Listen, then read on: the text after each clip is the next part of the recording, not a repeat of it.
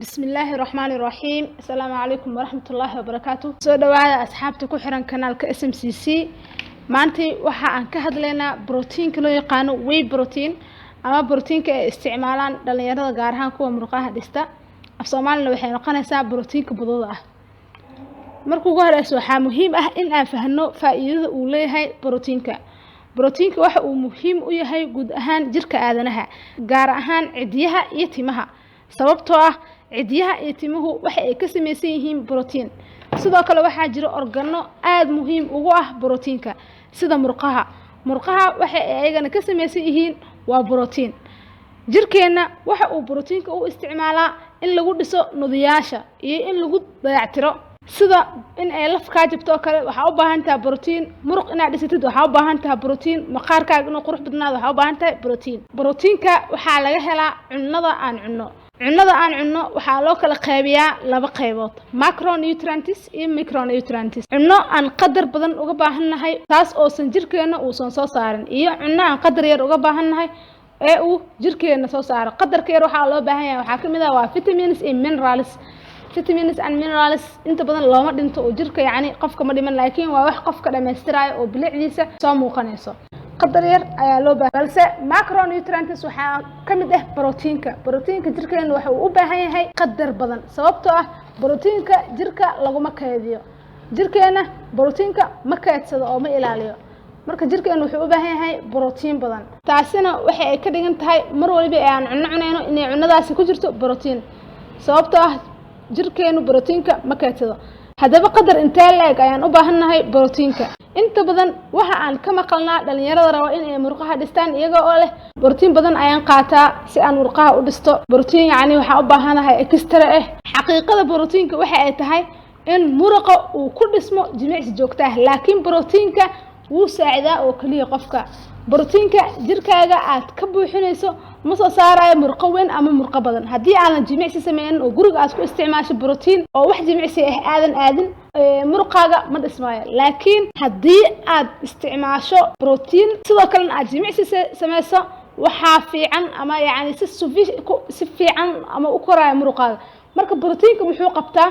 borotiinka si uu masalka u dhiso waxa u baahan tahay jimicsi. borotiinka waa saacidaad, ma ahan waxa muruqa dhisaayo borotiin oo kaliya. muruqa sidiisa banaanba waxa uu ku dhismaa jimicsi. marka qof walba jirkiisa wuxuu u baahan yahay qadar ku filan oo borotiin ah. haddii marka aad bilowdo in aad murqaha dhisato ama aad jimicsi sameyso waxa ay ka dhigan tahay murqahaaga baahida borotiin ay u qabaan in ay siyaadayso. muxuu yahay borotiinka budada ah ama whey protein? borotiinkan oo whey protein loo yaqaano inta badan waxa isticmaala dadka raba in ay murqaha dhistaan. waxa uu ku yimaadaa product caagado ama baakado ku yimaado waaye inta badan waana borotiin soo mara farsamo ama warshad ayuu soo maraa. balse markiisa hore xagee ayaa inta badan waxa laga farsameeyaa caanaha lo'da. dabcan Soomaaliya caanaha lo'da si fresh ayaan ku helnaa samahan, laakiin asaga muxuu uga fiican yahay caanaha lo'da guud ahaan borotiinka ku jira? aan si fiican u sii fiirino. caanaha lo'da waxa la sheegaa in ay ku jirto 2 nooc ilaa 3 nooc oo borotiin ah, balse labada nooc ee ugu muhiimsan waa midka casein loo yaqaano iyo whey proteinkan. caseinka waxa laga sameeyaa inta badan farmaajada. whey proteinkana waxa loo soo soocaa borotiinka budada ah. borotiinkan jimicsi ahaan ama murqaha lagu dhiso. haddaba maxay tahay sababtu waxa ay tahay waxa la ogaaday caanaha in whey protein 20% oo kaliya laga helo. 1 litir oo caana aad haysato waxa ku jiro 20% kaliya ayaa ku jirto whey protein. marka waxay sameeyeen warshadaha waxa la aruuriyay caano badan markii la soo saaro whey proteinka ayaa laga soocaa oo whey proteinka ayaa meel gooni ah la geeyaa. marka whey proteinkii qofka wuxuu helayaa 1 litir oo caana inaadan cabi karin ayaa laga yaabaa. waxaa helaysaa marka whey protein soocan oo kaliya oo aad special u isticmaali karto. haddii aad dhahdo caana isticmaalo 20% oo kaliya ayuu qadarka ka yahay whey protein. balse marka whey proteinka aad isticmaalaysid oo budada ah waa 100% qadarka adiga aad rabtid markaas aad isticmaalaysaa.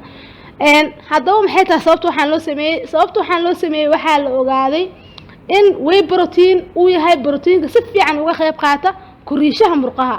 that's why marka loo soocay oo gooni looga dhigay si dhalinyarada ay ugu fududaato in murqoodii uu dhismo. murqan waxa uu ku dhismayaa ma ahan borotiin laakiin waa jimicsi.